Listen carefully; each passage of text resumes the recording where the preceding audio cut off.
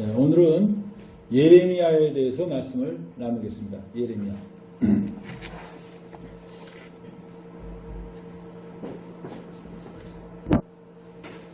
여러분들 이스라엘이라는 나라는 선지자를 데리고 있었는데 그 선지자가 있었는데 그 선지자가 한 말이 엉터리 방터리다. 그러면 이건 정말 폐지되는 거죠. 근데 놀라울 게 이스라엘에 선지자라는 사람들이 있었는데 그 선지자들이 한 말이 전부 맞았어요. 그래서 이스라엘 백성들은 그 선지자가 한 말들을 전부 이렇게 책으로 갖고 있습니다. 여러분들 얼마나 독특하고 신기합니까? 그리고 그 선지자들이 말하고 있는 나를 보내신 하나님, 그 하나님이 계시는데 그 하나님이 여러 선지자를 통해서 공통적인 캐릭터가 똑같아요. 그러면 이건 인간에 의해서 조작될 수 있습니까? 없습니까? 절대로 여러분들 조작될 수가 없어요. 그리고 그 선지자가 한 미래가 그대로 맞아 들어가고 있어요. 그리고 그 선지자는 자기를 드러낸 게 아니라 자기를 보내신 그 하나님에 대해서 얘기하고 있어요. 근데 그 하나님이 동일한 하나님이야. 그래서 여러분들 우리는 이 성경만 가지고 있어도 저는 이 성경을 전 굉장히 많이 보고 연구한 사람입니다. 근데 성경을 볼 때마다 내가 느끼는 게 뭐냐? 정말 하나님이 계시구나. 이 책이 바로 그 하나님이 계시다는 증거입니다. 인간의 머리에서 이런 책이 나올 수가 없어요. 도저히. 이건 불가능합니다. 그리고 어떤 천재가 혼자 쓴 것도 아니고 40명이나 되는 사람이 1600년을 걸쳐서 이 쓰여진 책이 어떻게 이렇게 동일한 캐릭터의 하나님을 말하고 있느냐. 그렇다면 이건 인간이 아니라 이 인간들을 보내신 그 뒤에 살아계신 하나님이 있다는 것을 말해주고 있는 겁니다. 근데 여러분들 예레미야는 선지자 중에서 가장 불행한 선지자였습니다. 여러분들 선지자가 되면 어떻습니까? 보통 선지자가 되면 사람들한테 대우를 받아야 되죠. 사람들이 막 저분이 선지자다, 주님의 종이다, 막 대우해주고 떠받들어주고 이래야 되는데 이 예레미야는요 평생을 선지자라는 이 그 사명 때문에 불행하게 살았어요. 그리고 결국은 비참하게 죽었습니다. 도대체 예레미야는 어떤 사람이었느냐 이 부분을 한번 보겠습니다. 예레미야는 제사장 힐기야의 아들 레이지파죠. 그러니까 레이지파 사람이고 베냐민 아나돗에 살았어요. 레이지파가 원래 예루살렘에 모여 사는데 아마 그 레이지파 중에 일부는 다 지방으로 흩어져서 지방에서 그런 역할을 한 사람들이 있었습니다. 베냐민 아나돗 땅에 살았고 그리고 요시야 13년에 선지자의 소명을 받았어요. 그래서 하나님께서 내가 너 선지자로 택했으니까 가서 백성들에게 말하라. 그러니까 이사야는 이런 명령을 받았을 때 어땠습니까? 제가 여기 있나이다. 나를 보내소서. 이렇게 아주 당당하게 나왔는데 예레미야는 왜 나를 보내십니까? 나는 입술이 둔하고 주저주저하고 나는 아이에 불과합니다. 아 슬픕니다. 막 이런 식으로 말했어요. 그때도 하나님이 얄짤없이 데려다가 넌 가라. 그래서 이 예레미야가 하나님한테 끌려서 백성들에게 나가서 선지자의 그 역할을 했습니다. 그래서 무려 몇 년 동안 했냐? 여기 보니까 요시야 13년에 선지자의 소명을, 요시야가 그 유다 왕입니다. 유다 왕. 선지자의 소명을 받고 시드기야 11년까지 선지자로 활동했는데 이 기간이 약 40년 정도 됩니다. 40년 동안 살았는데 40년 동안 선지자로 살면서요. 제대로 된 대우를 받지 못하고 참 어렵게 살았고 중요한 건 뭐냐? 하나님이 또 결혼하지 말라 그랬어요. 참 이런 서러움이 어디 있습니까? 너는 결혼하지 말고 자식도 낳지 말라 그래서 독신으로 살았어요. 이게 여러분들 선지자 되는 게 좋아요, 나빠요? 예? 누가 너 선지자 되라 그러면 아이고 하나님 이거 뭐 월급 주는 것도 아니고 그렇다고 가만 내버려 두지도 않고 그냥 툭 하면 감옥에 가고 너무나 힘들게 살았어요. 이 예레미야가. 여기 보면 너는 이 땅에서 아내를 취하지 말며 자녀를 두지 말지니라. 그래서 평생을 독신으로 살다가 결국은 백성들한테 붙잡혀갖고 구전에 가면 어떻게 죽었다는 거 안 나옵니다. 자기가 쓴 예레미야에서의 내가 죽은 걸 어떻게 쓸 수 있어요. 여기 구전에 가면 백성들에게 돌에 맞아 죽었다는 이야기가 있습니다. 아주 참 눈물에 어떻게 보면 비극적으로 보이는 그런 선지자예요. 예레미야 시대 때 왕들이 있는데 이 예레미야 시대 때 왕은 요시야라는 왕이 31년간 통치했는데 요시야는 종교 개혁을 시도했던 왕입니다. 요시아의 아버지가 누군지 알아요? 예? 므낫세입니다. 므낫세. 그리고 므낫세의 아버지가 히스기야입니다.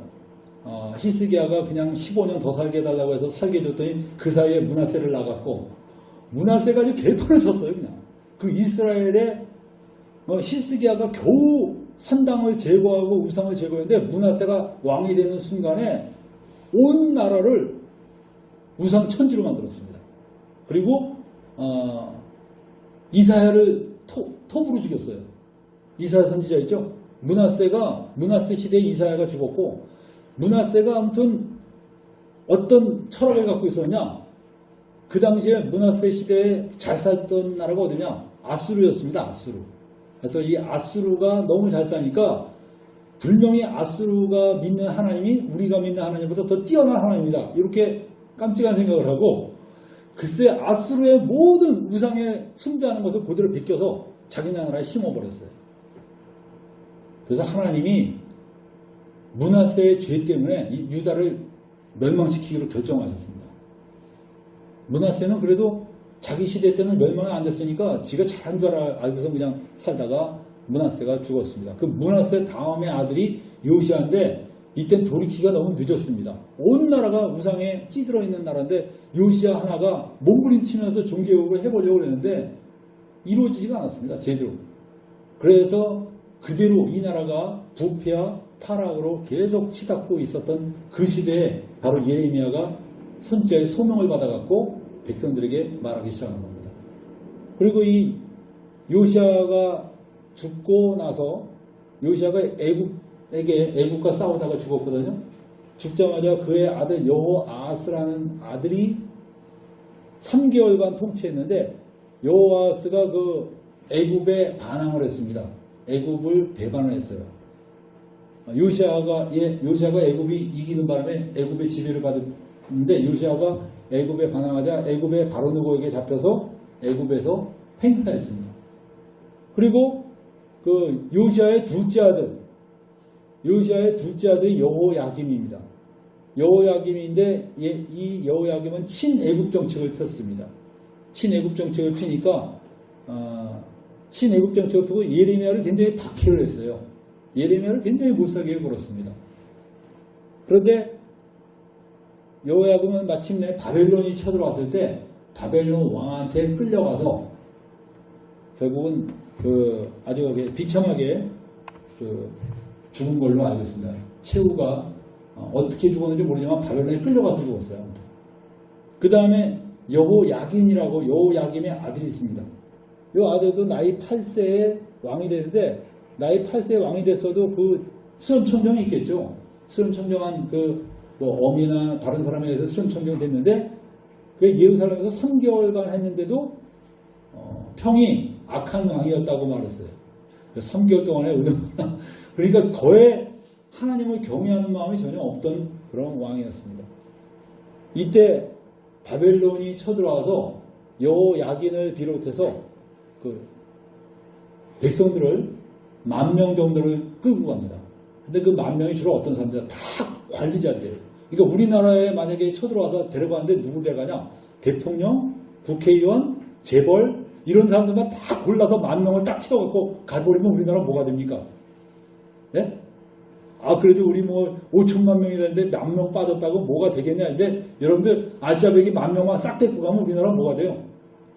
그냥 완전히 그냥 진짜 빈 껍데기처럼 돼버립니다. 지도자 10,000명을 데리고 가면. 근데 지도자 10,000명을 데리고 갔어요. 그런 바람에 이스라엘이 아주 굉장한 타격을 받았습니다. 근데 여러분들 여호야긴이 나이 8세에 대해서 해다 끌려갔는데, 여호야긴이 무려 수십 년간을 20년인가 아무튼 수십 년간을 그 감옥에 있었어요. 바벨론 감옥. 근데 그 수십 년간을 감옥에 있다가 바벨론 왕이 갑자기 마음이 바뀌어갖고, 왕이 바뀌었죠. 바벨론도 감옥에서 꺼내갖고 잘 대해줬다 그럽니다. 왜 그랬을까요? 여러분 나중에 마태복음에 보면 이 여호야긴이 예수님의 족보에 나옵니다. 그래서 이 여호야긴 족보에 바로 요셉이 태어납니다. 그래서 여러분들 이것도 하나님의 그 선미 중에 하나예요. 그 다음에 여러분들 여호야긴 다음에 시드기야가 나오는데 시드기야는 이 여호야김의 자식이 아니고 요시야의 셋째 아들입니다. 요시야의 셋째 아들인데 이 시드기야가 11년간을 통치하고 예레미야를 아주 많이 못살게 입은 시대였습니다. 시드기야 자체는 예레미야를 굉장히 좋게 생각하려고 노력을 했어요. 예레미야에게 우호적으로 하려고 했습니다. 왜냐하면 예레미야가 진짜 하나님의 선지자는 거 알았거든요. 그래서 우호적으로 하려고 그랬는데도 불구하고 그 환경이 워낙 왕도 마음대로 할 수 없는 환경이기 때문에 결국은 예레미야를 가장 박해한 그런 왕이 되어버렸습니다. 나중에 시드기야는 예레미야의 충고를 끝내 받아들이지 않는 바람에 바벨론에 끌려가는데 어떻게 끌려가냐? 그 시드기야가 보는 앞에서 시드기야 아들들을 바벨론 왕이 다 죽였어요. 그리고 시드기야의 마지막으로 아들을 다 죽인 다음에 시드기야의 눈 뽑아버렸습니다. 그런 비극을 맞이하고 시드기야는 바벨론에 끌려갑니다. 여러분 이 시대에 바로 예레미야가 선지자로 활동한 시대였습니다. 여러분들 예레미야가 이렇게 활동했을 때 자 한번 봅시다. 우리 예레미야 이제부터 여러분이 예레미야를 쫙 훑어 나갈 텐데 아주 예레미야 이게 52장까지 있어서 여러분이 평생에 한번 보세요. 예레미야 평생에 한번 읽어보신 분 손 들어보세요. 평생에 한번 읽어보신 분. 네. 미처 그러면 10번 이상 읽어보신 분 손 들어보세요. 인내 있어요. 네, 그렇죠. 아무튼 좋아요. 대단하십니다. 근데 여러분들 예레미야서를 대부분 이사야서는 어려워도 예레미야는 그렇게 어렵지 않아요. 왜냐하면 스토리가 많기 때문에 쭉쭉쭉 넘어갈 수 있습니다. 근데 여러분들 이 예레미야에서에 보면 예레미야 1장서부터 한번 봅시다. 쭉쭉 읽으면서 여러분들이 같이 나누겠어요. 예레미야 1장 4절.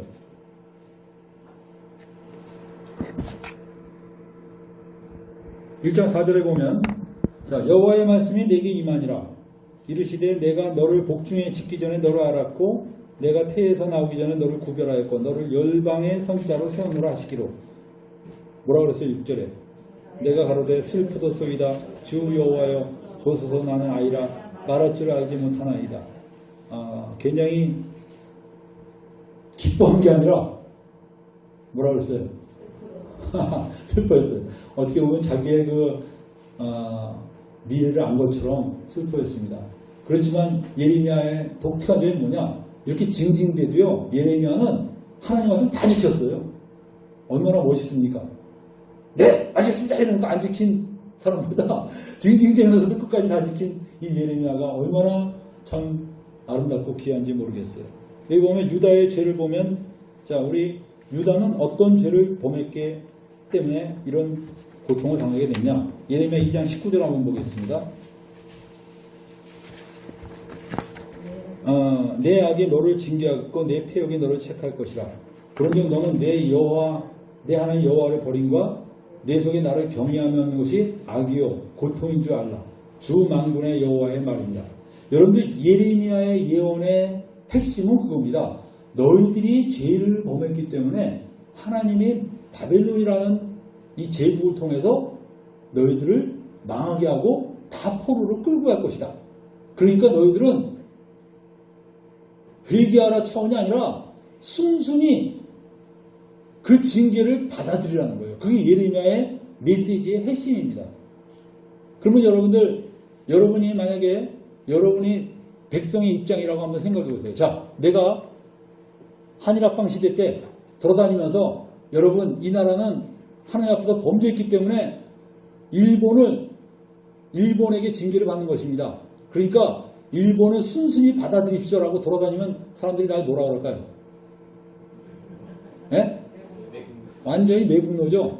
일제 앞잡이고 완전히 나를 사람으로 한국인으로 보지 않고 무슨 낙가무라로 볼 거예요. 그런 식으로 대할 겁니다. 그러니까 예레미야가 그런 말을 전해야 되는 그 입장이 얼마나 괴롭겠어요. 예? 그 당시에 독립군들 그 이스라엘의 소위 그 애국자들이 우리나라는 하나님의 택하신 백성이고 하나님이 특별히 보호하는 나라이기 때문에 어떤 위기를 닥쳐도 하나님이 우리를 지키신다라고 말하는 메신저와 야 너희들은 이미 죄를 져서 하나님이 너희 때리기로 결정했어.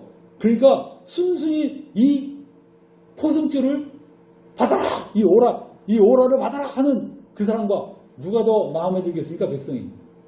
예? 전자죠.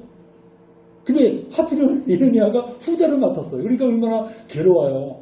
그러니까 선지자를 시대를 잘 타야 돼요. 선지자가 좋은 시대를 타야지 대접받고 사는데 이렇게 그냥 대접 못 받는 말을 해야 되니까 너무 괴로웠어요. 그래서 나중에 예레미야가 말하지 않겠다고 막 버텨.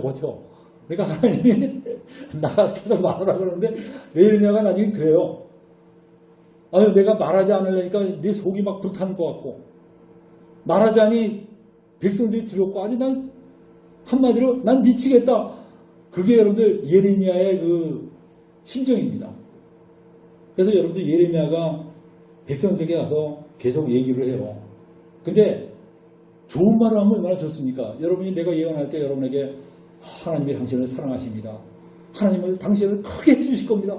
당신이 부자 되게 해주실 거예요. 막 이러면 여러분들 나한테 헌금이 나오겠어요? 안 나오겠어요? 네? 헌금하고 싶은 마음 생기죠? 근데 그냥 회개하라. 너 왜 요새 이렇게 게으르니? 하나님이 너 책망하신다. 정신 차려라. 막 이런 예언하면 어때요? 평소에 저게 나 어떻게 받길래 날 그렇게 생각하나? 이렇게 생각하고. 예레미야가 글쎄 그 책망을 맡은 거예요. 여기 보니까 여러분들 예레미야 3장 13절에 보세요. 5장 30절에 보세요. 5장 30절. 하나님께서 예레미야를 통해서 말씀하십니다. 이 땅에 기괴하고 놀라운 일이 있도다. 선지자들은 거짓을 예언하며 제사장들은 자기 권력을 다스리며 내 백성은 그것을 좋게 여기니 그 결국에는 너희가 어찌하렵냐. 여기 선지자들이 어떤 했어요? 선지자가 원래 뭐 하는 사람입니까? 하나님의 말씀을 전하는 사람인데 이 선지자들이 거짓을 예언하고 있는 거예요. 인간들 듣기 좋은 말만 해주는 겁니다. 오늘날에 여러분들 종교 지도자라는 사람이 백성들 듣기 좋은 말만 하고 맨날 그 좋은 말만 하고 권력자들에게 아부하는 말만 하면요. 그게 바로 하나님이 징계할 때가 다 됐다는 거예요. 그 다음에 여기 뭐라고 했어요? 제사장들. 제사장들은 누구를 섬기는 사람입니까? 하나님을 섬기는 사람인데 제사장들이 자기 권력으로 다스린다는 거야. 여러분들 오늘날에 만약에 목사라는 자가 자기가 대단한 권력을 가지고 종교적 권력을 가지고 막 성도들을 자기 종처럼 부리고 자기 말만 믿으라 그러고 그러면요. 이게 바로 뭐냐? 바로 예레미야 시대 때의 똑같은 시대상을 보여주고 있는 것입니다. 그래서 전 뭐 깜짝 놀랐어요. 제가 그 목회자 세미나 한번 어떤 사람 대단히 큰 교회 목회자 세미나 들어보고 너무 깜짝 놀랐습니다. 그 목회자 세미나 때 그 수많은 목사들 모아놓고 어떤 식으로 세미나를 하냐. 이 사람 내가 이름은 말하지 않겠습니다. 우리나라 제일 많은 교회 목사인데 그 목사들 모아놓고 그러더라고요. 나는 내가 딱 말했는데 성도들이 안 듣는다. 그러면 바로 배수진을 친대요. 어떤 식으로 치냐. 나 교회 목사 안 하겠다. 그러면 깜짝 놀랐는데 왜 그러시냐. 이렇게 내 말을 안 들으니 뭐 어떻게 하겠느냐. 그러면 장로들이 뭐 전부 꼼짝 못하고 결국은 자기 말을 듣는다는 거예요. 그렇게 세미나를 하더라고. 그 사람의 영향을 받은 사람이 수천 명이에요. 수천 명이 그냥 퍼져나가서 그렇구나. 그러다 보니까 어디 사이트에 보니까 어느 교회 사이트에 이렇게 나왔더라고요. 우리 교회는 어떤 교회냐. 1번, 2번 쭉 나오는데 그 2번이 그거더라고요. 목사님께 무조건 순종하는 교회. 내가 깜짝 놀랐어요. 그 무조건만 빼놓으면 내가 용서해 주려고 그랬어 그냥. 근데 무조건 순종하는 교회. 이게 세상에 무슨 이 교회는 교회가 아니야. 난 그 교회 교회를 안 봐요.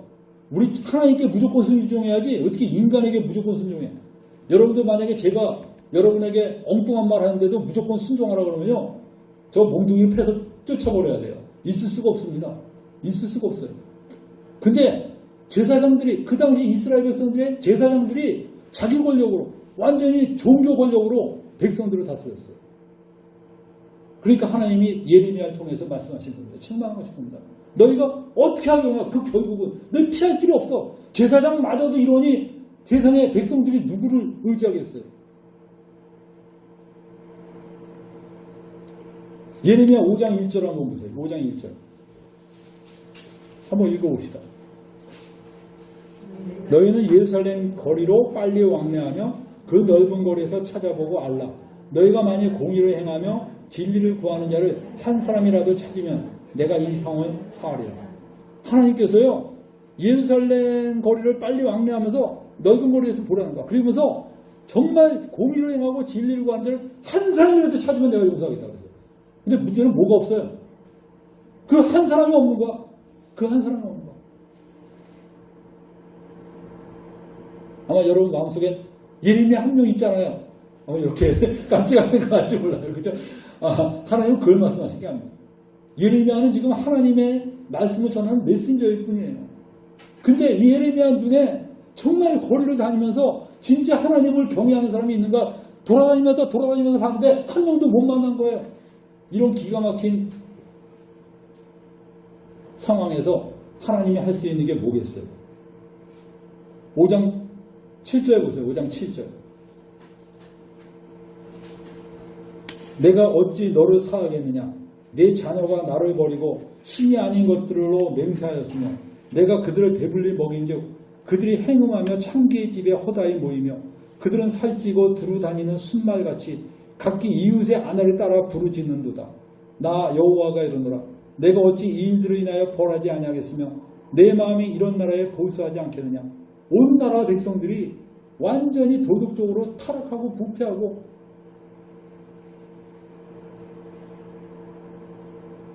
여기 보니까 예레미야 14장 11절로 넘어갑시다.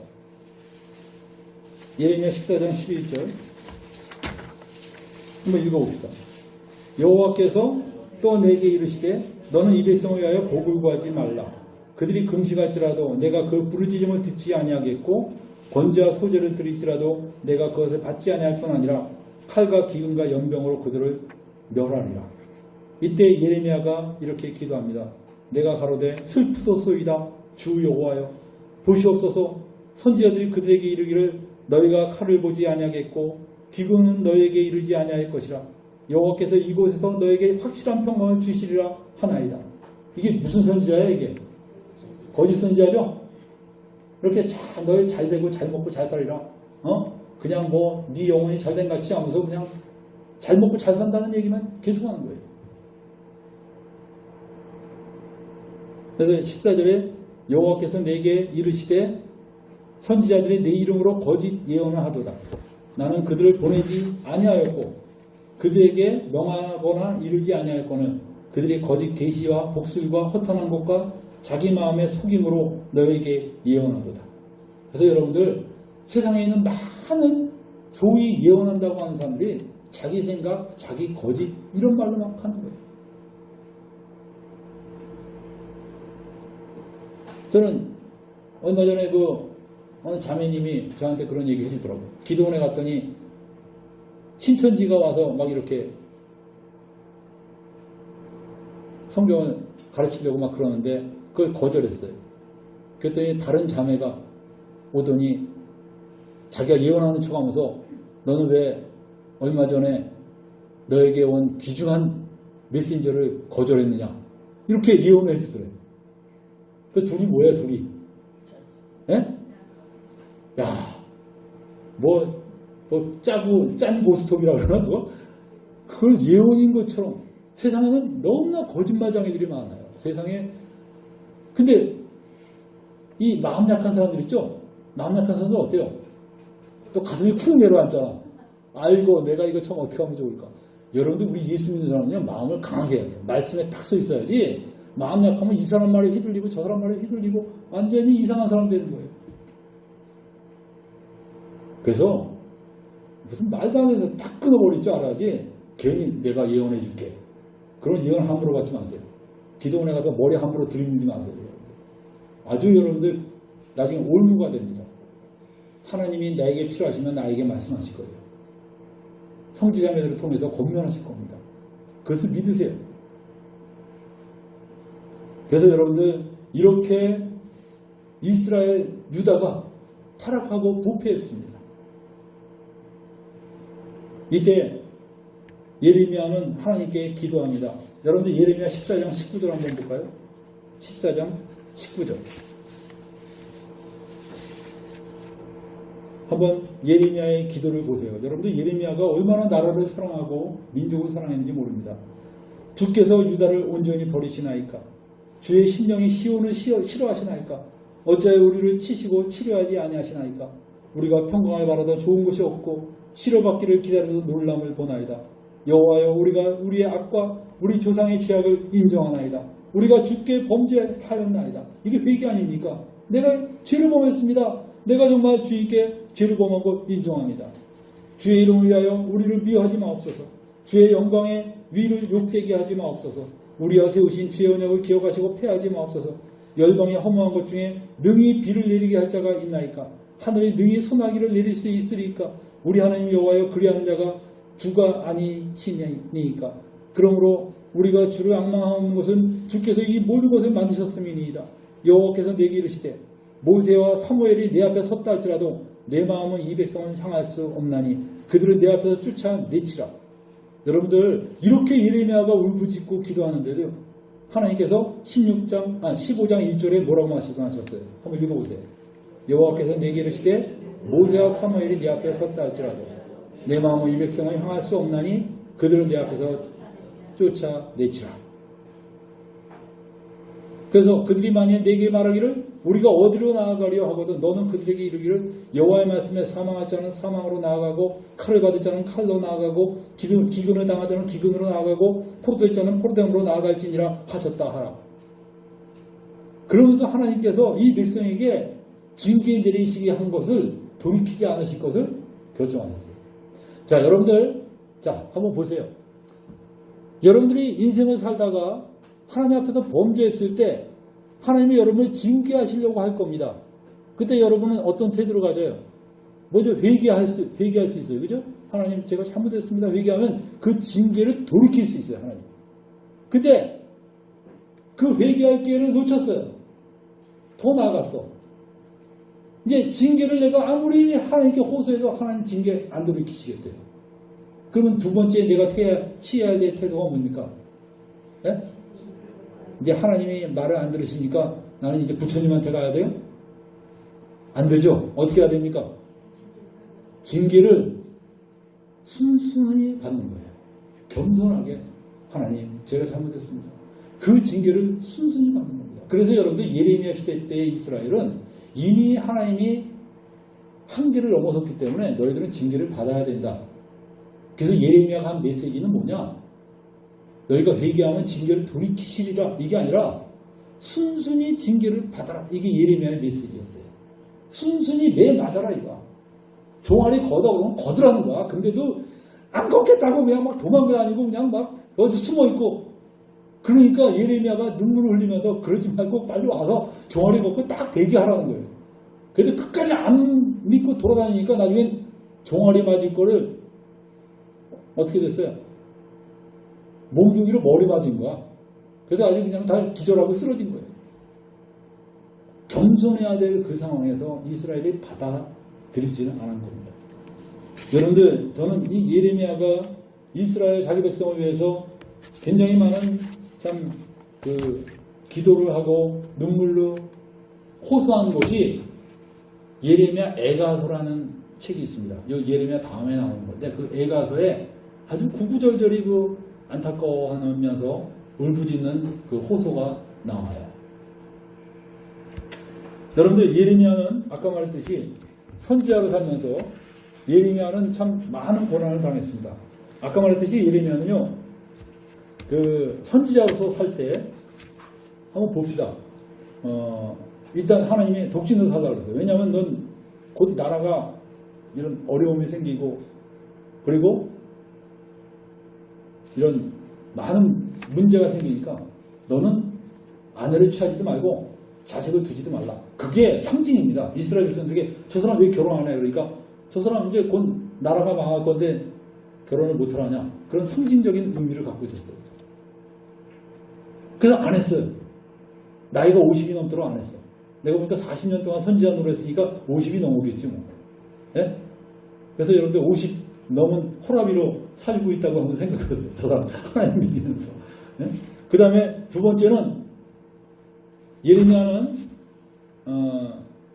하나님이 또 이렇게 말씀하셨어요. 요번에 집값 닭과 포도원을 사래요.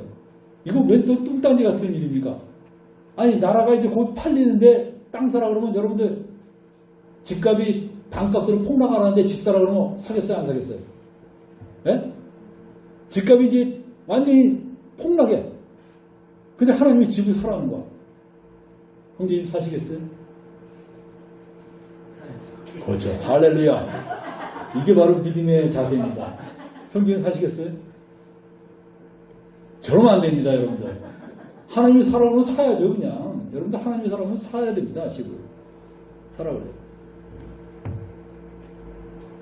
그래서 여러분들이 사라 그러면 딱. 예레미야는 왜 사야 됩니까? 그러니까 하나님이 그랬어요. 너더러 사라고 한 이유가 하나님이 이 땅을 완전히 버리지 않고 언젠가는 회복시키실 것을 암시하는 거라는 거예요. 예레미야는 그 땅 오르는 거 못 보고 죽어.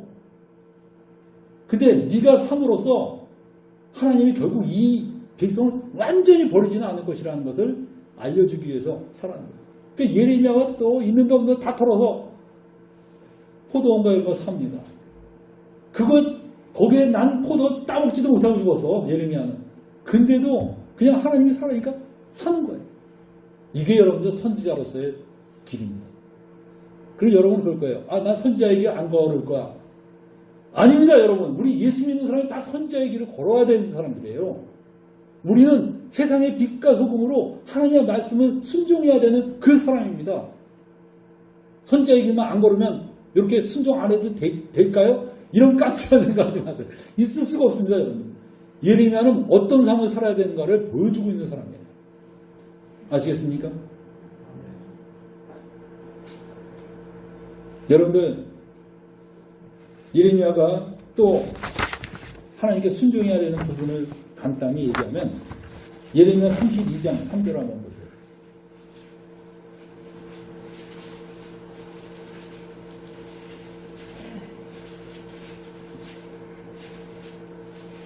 예레미야가 예언한 것들을 가지고 백성들이 비난하는 이야기입니다. 3절에 보면 이는 그가 예언하기를 여호와의 말씀에 보라 내가 이 성을 바벨론 왕의 손에 붙이리니 그가 취할 것이며 유다 왕 시드기야는 갈대아인의 손에 벗어나지 못하고 반드시 바벨론 왕의 손에 붙이움 바 되리니 입이 입을 대하여 말하고 눈이 서로 볼 것이며 그가 시드기야를 바벨론으로 끌어가리니 시드기야가 나의 권고할 때까지 거기 있으리라.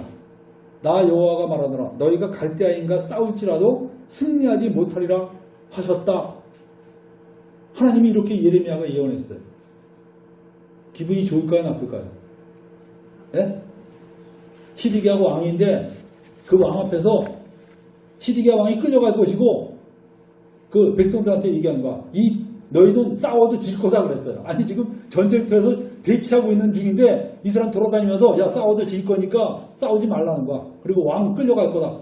그러면 그 사람은 어떻게 해야 됩니까? 예? 제대로 정신난 장군이라면 어떻게 해야 돼요? 그 사람? 예? 바로 목을 쳐야 되죠? 이건 전쟁의 기본입니다. 기본. 사기를 떨어뜨리는. 근데 예레미야가 그걸 돌아다니면서 얘기한 거예요. 그러니까 사람들이 저 예레미야 죽여야 된다. 건의한 겁니다. 시드기야한테. 시드기야도 굉장히 기분이 나빠. 자기가 끌려간다는 거야. 바벨론 왕한테. 근데 놀라운 건 뭐냐? 하나냐라는 선지자가 있었어요. 하나냐라는 선지자가 뭐라고 했냐? 그 반대되는 예언을 한 거예요.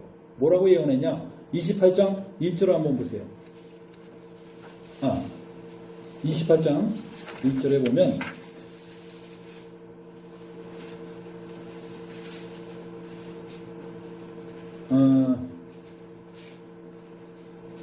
28장 12절 한번 볼까요? 12절에 보면 뭐라고 나왔습니까? 선지자 하나냐가 여기 보면 10절 한번 보세요. 10절. 선지자 하나냐가 선지자 예레미야의 목에서 멍에를 취하여 꺾고 모든 백성에게 말하여 가로되 여호와께서 이같이 말씀하시되 내가 두 해가 차기 전에 열방의 목에서 바벨론 왕 느부갓네살의 멍에를 이같이 꺾어버리리라. 너무나 흥미진진합니까? 안 합니까? 앞으로 2년 이내에 바벨론 왕의 목이 꺾인다는 거예요. 그러면서 예레미야의 목에서 멍에를 꺾어버렸어요. 그런데 여기 보니까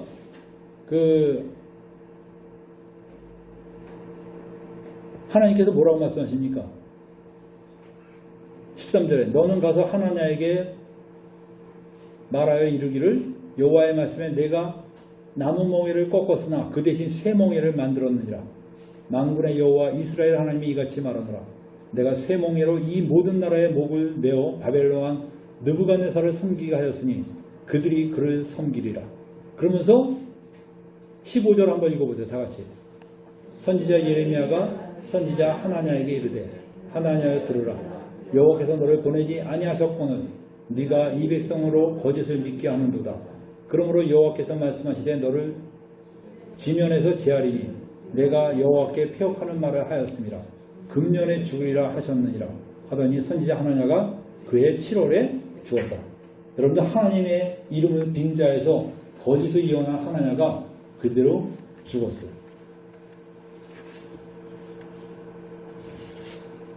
여러분들 이렇게 하나냐는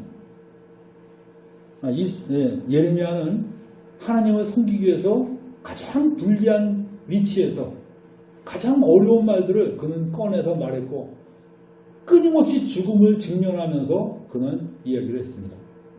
여러분들 앞에 무서운 사람인데 그 무서운 사람 앞에서 아부하는 게 쉬울까요? 직언을 하는 게 쉬울까요? 아부가 훨씬 좋죠. 아부는 대가도 있잖아요. 아부하면 칭찬도 받고. 근데 직언을 해야 되는 이 위치에 누군 선지자. 선지자는 정말 무서운 사람입니다. 충신 정도의 차원을 넘었어요. 왜냐하면 선지자는 누구의 권위를 입고서 말하고 있어요? 하나님의 권위예요. 근데 하나님이 인간에게 아부하시는 분입니까? 그건 전혀 관심 없어요. 근데 하나님이 예레미야에게 말했어요. 내가 너 지켜주겠다. 그거 하나 믿고서 나가서 얘기하는 겁니다. 그거 하나 믿고서. 근데 나중에는 또 순교당하게 내버려 두셔요. 참 하나님 너무 아시죠? 끝까지 지켜주셔야 될 거 아니야. 근데 순교당하면 내버려 두셔요. 그게 여러분들 선지자들이 가는 길이었어요.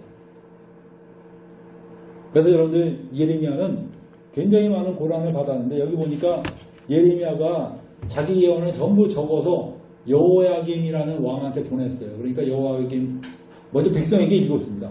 기습적으로. 아무튼 백성이 알아야 될 거 아니야. 그래서 이 예레미야가 갇힌 중에서 자기 제자 바룩을 불러갖고 바룩한테 다 적어 쓰라고 그랬어요. 쓴 다음에 바룩이 백성들 앞에서 읽었습니다. 그러니까 백성들이 발칵 뒤집혔어요. 그러니까 이번에 바룩을 끌고 이번엔 여호야김 왕 앞에 와서 네가 읽은 거 한번 말해라. 그러니까 읽으니까 이 여호야김이면 듣는 대로 줘봐. 그 당시에 종교가 이런 책이 아니지 않습니까? 이런 파피루스에 써서 넘기고 그러는데 한 장씩 받으면서 그 자리에서 칼로 찢어갖고 불에 던졌어요. 예레미야를 무시했어요. 하나하나 태웠어요. 나중에 여호야김이 어떻게 됐을까요? 쇠사슬에 묶여갖고 바벨론에 끌려갔습니다. 그 다음에 여호야김이 예레미야를 해서 토굴에 던졌습니다. 괘씸하다고 토굴에 던졌고 그 토굴에 던진 가운데서 정말 죽을 뻔했는데 어떻게 다시 살아났어요. 하나님의 도우심으로 살아났고 그 다음엔 다시 시드기야 시대 때 서기관 요나단의 집 토굴 옥에 또 가둡니다. 예레미야 돌아다니면 안 된다. 그래서 또 가둬. 그래서 거기에 쭉 있다가 다시 시드기야가 불러내갖고 참 나도 너 도와주고 싶은데 네 주변의 모든 신하들이 너를 완전히 매국노 취급하고 너를 가만두면 안 된다 그러니까 나도 어떻게 할 수 없다. 왕으로서도 어쩔 수 없다. 그러면서 자신이 우호적인 것을 밝히긴 합니다. 그럼에도 불구하고 시드기야의 방백들이 예레미야를 잡아다가 메기야의 진흙구덩이에 던져놔요. 이거 완전히 죽는 거였습니다. 여러분들 나중에 바벨론이 쳐들어왔을 때 이스라엘이 2년 동안 포위를 당했어요. 여러분들 한 나라가 이렇게 2년 동안 포위당하면 어떤 일이 생길까요? 어떤 일이 생깁니까? 포위당하면.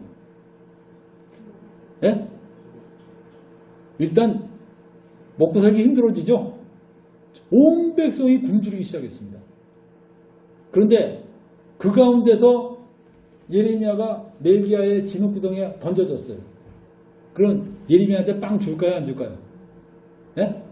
지금 신하도 굶고 있는 상황에서 주겠어요? 안 주겠어요? 안 줍니다. 물도 안 주고 그냥 죽으라는 거야 그냥. 그런데 이때도 하나님을 경외하는 사람이 예레미야를 구해갔고요. 다시 살려냅니다. 그리고 시드기야가 빵을 한 덩이씩 주라고 얘기해서 빵을 한 덩이씩 하루에 한 덩이 딱 받아서 그거 먹고 견딥니다. 이게 예레미야의 삶이었어요. 나중에 구덩이에서 꺼냈지만 자유를 주지 않고 시위대들에 이렇게 금고를 시켰어요.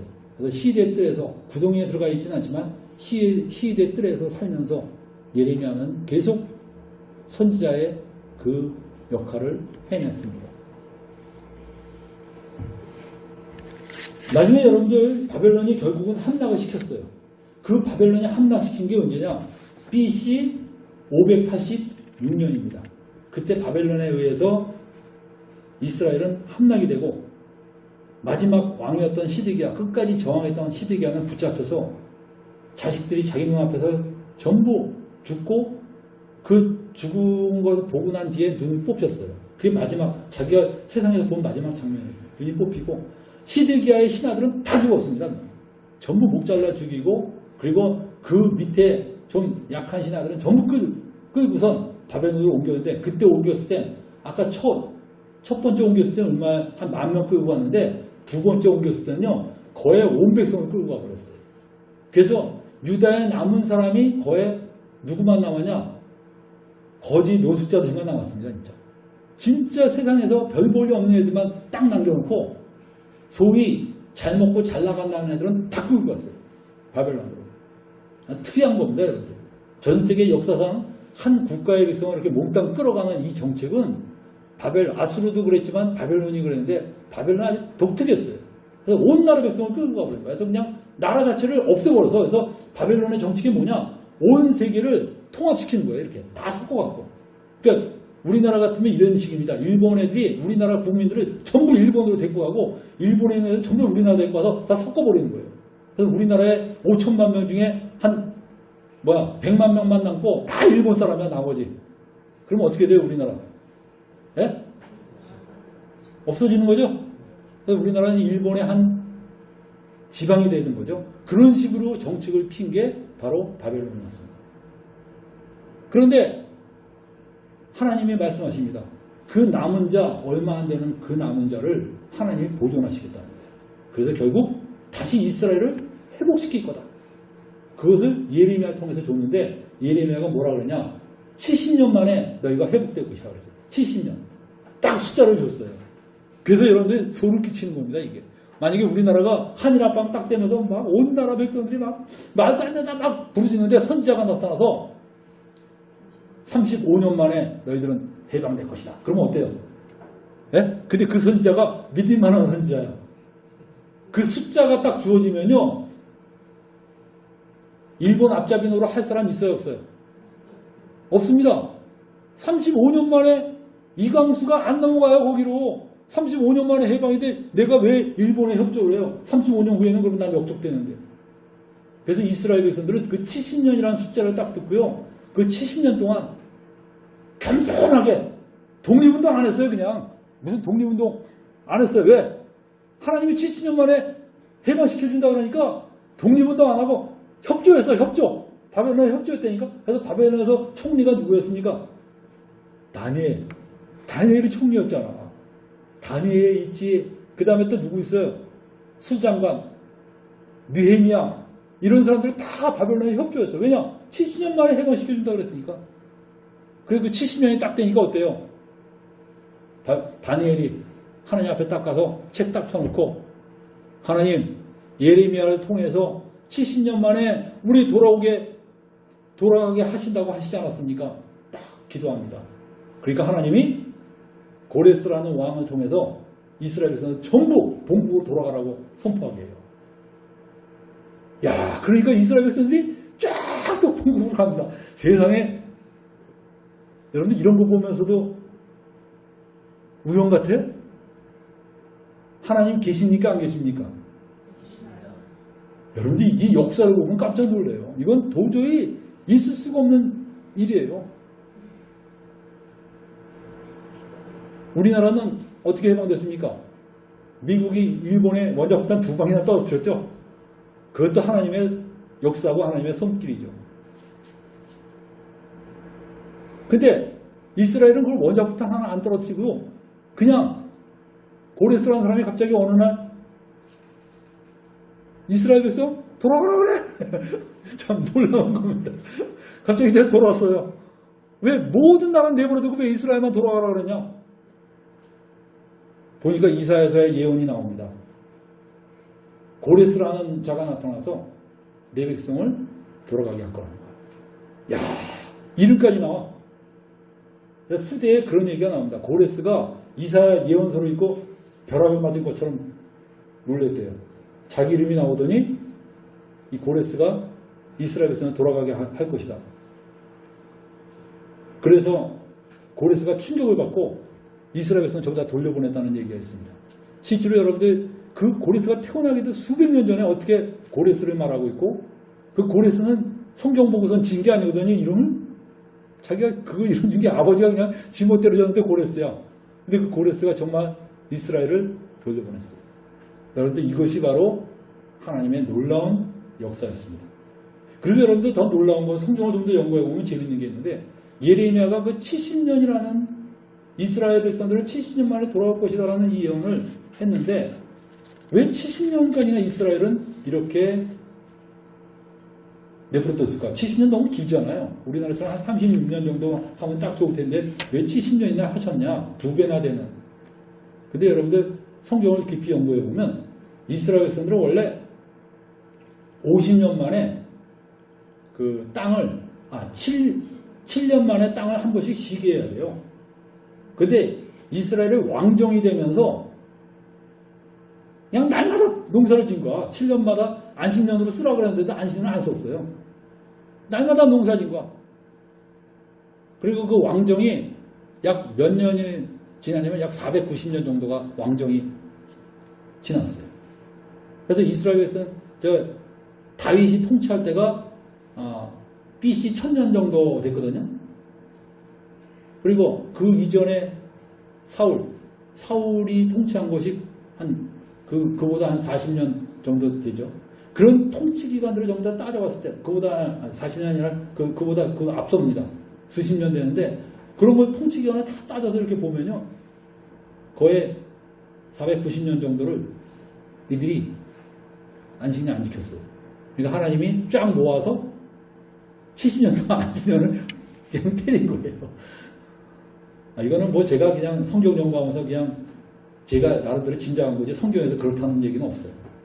그래서 여러분들 예레미야가 예언한 대로 이렇게 됐습니다. 근데 여러분들 이렇게 이스라엘 백성들이 BC 586년에 망했습니다. 망했는데 망하고 난 뒤에 이스라엘 백성들이 보니까 누구 예언이 정말 맞아 들어갔어요? 예? 예레미야에 다 맞았죠? 지금 이스라엘 백성들 중요한 사람 다 끌려갔어. 누가 남았어요 이제? 비천한 사람들이 다 남았어요. 남아서 예레미야를 바라보면서 뭐라 그러냐? 야, 정말 당신 예언이 맞더라. 당신은 정말 하나님께로부터 온 사람이다. 라고 얘기했어요. 처음으로 예레미야가 인정을 받으니까 예레미야가 어떻겠습니까? 참 뿌듯하죠. 이제 드디어 나도 길이 좀 열리나 보다. 이렇게 생각을 했어요. 그런데 여러분들 한번 봅시다. 근데 그 사람들이 예레미야를 어떻게 대했는가? 예레미야 42장을 한번 보겠습니다.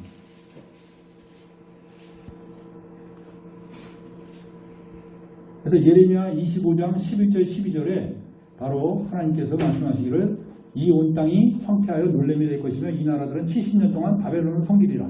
나 여호와가 말하노라 70년이 마치면 내가 바벨론 왕과 그 나라와 갈대아인의 땅을 그 죄악으로 인하여 벌하여 영영이 황무케 하되 이런 식으로 예언해서 70년을 명확히 밝혔습니다. 그리고 42장 1절로 우리 다시 한번 넘어갑시다. 42장 1절에 보니까 뭐라고 나왔습니까? 이에 모든 군대 장관과 가레아의 아들 요하난과 호시아의 아들 여사나가 쭉 나와서 2절에 보세요. 선지자 예레미야에게 이르되 당신은 우리의 간구를 들으시고 이 남아있는 모든 자를 위하여 당신 하나님 여호와께 기도하소서. 그러면서 뭘 기도하냐? 3절 한번 읽어보세요. 당신의 하나님 여호와께서 우리의 마땅히 갈 길과 할 일을 보이시기를 원하나이다. 야, 이렇게 불순종하는 백성이 그 입으로 뭐라고 말해요? 하나님이 인도하신 것을 따르겠다는 거예요. 기특해요? 기특하지 않아요? 예? 기특하죠? 예레미야가 얼마나 뿌듯하겠어요. 5절을 한번 읽어보세요. 5절. 그들이 예레미야에게 이르되 우리가 당신 하나님 여호와께서 당신을 보내사 우리에게 이르시는 모든 말씀대로 행하리이다.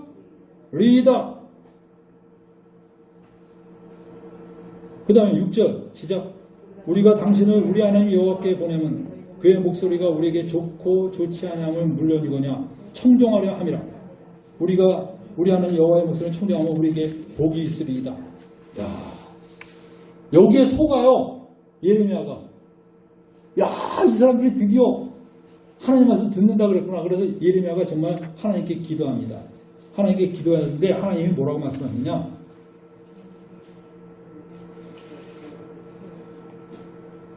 이렇게 얘기하십니다. 19절 한번 보세요. 42장 19절.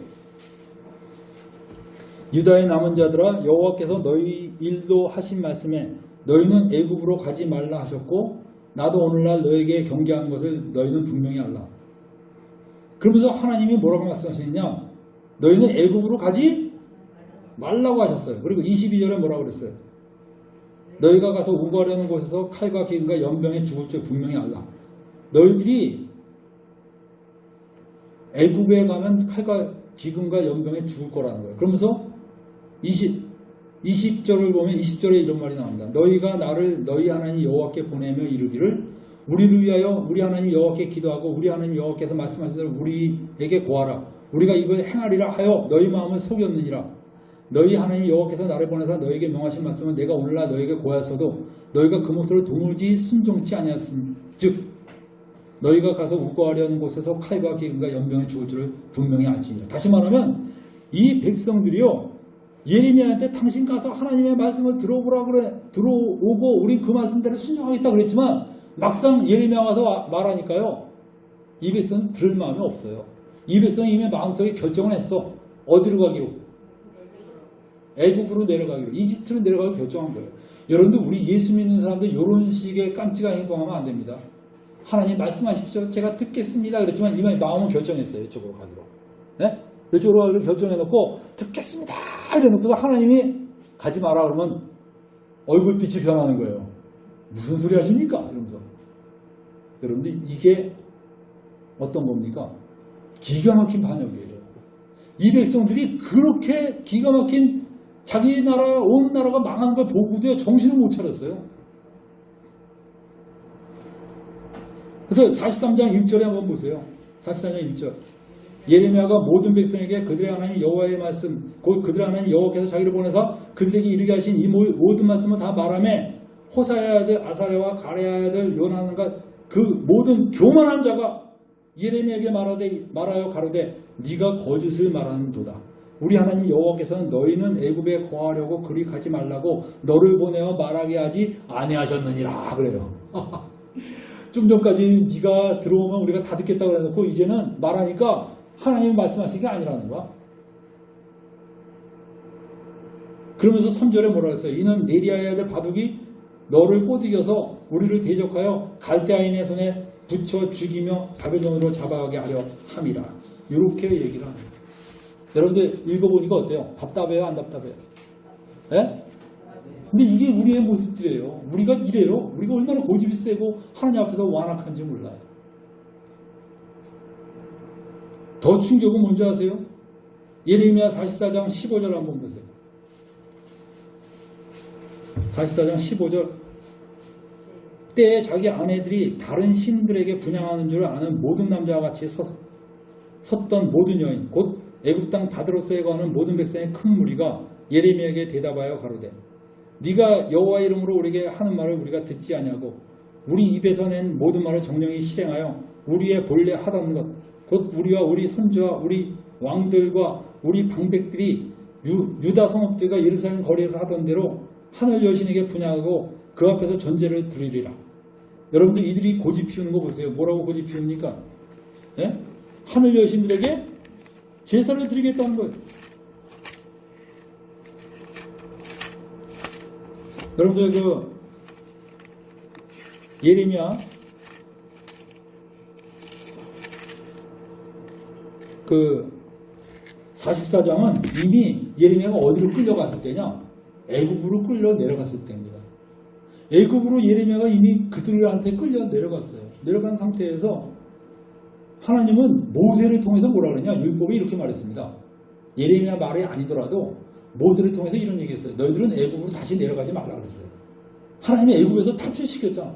근데 다시 애굽 내려가면 되겠어요? 그러지 말라 그랬어요. 근데도 불구하고 이 사람들이 내려간 겁니다. 내려가는데 이 예레미야가 뭐라 그랬냐?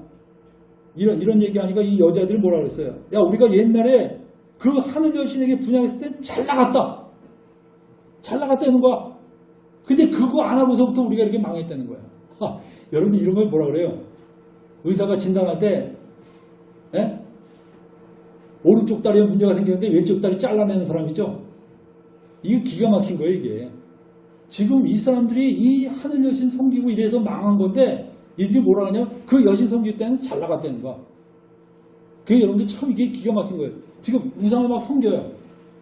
잘 나가고 있어. 그러니까 하나님이 때린 거거든? 그래서 망했어. 근데 이 사람들 뭐예요? 뭐 때문에 망한지를 모르고 우리 우상 섬길 때 잘 나갔잖아. 잘 나갔어요? 안 나갔어요? 우리 그 술 먹고 막 그랬을 때 우리 잘 먹고 잘 살았잖아.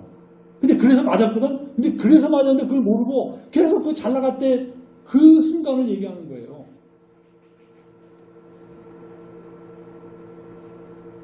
그러면서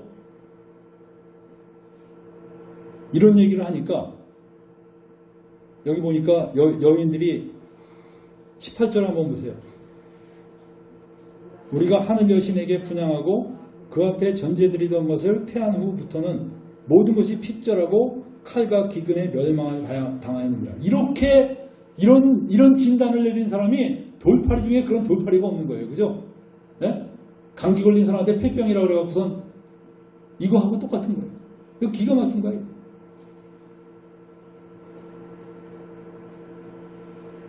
그래서 이렇게 잘못 진단을 내고 끝까지 우겨서 우상숭배를 재개하니까 하나님이 어떻게 하십니까? 예레미야가 여기 뭐라 그랬어요?